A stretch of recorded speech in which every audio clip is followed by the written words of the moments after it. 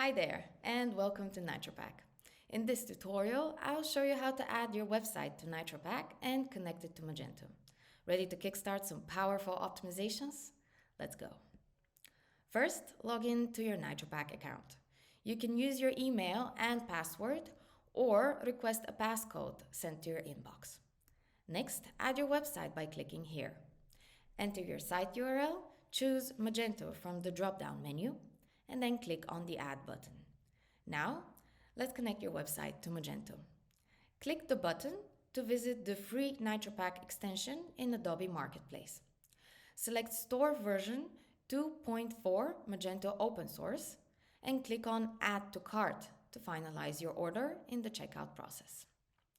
Continue to installing NitroPack and follow the instructions specified in Adobe Marketplace shown on the right.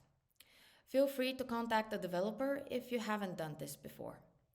Next, visit your Magento admin account and set up your caching by clicking on the notification above.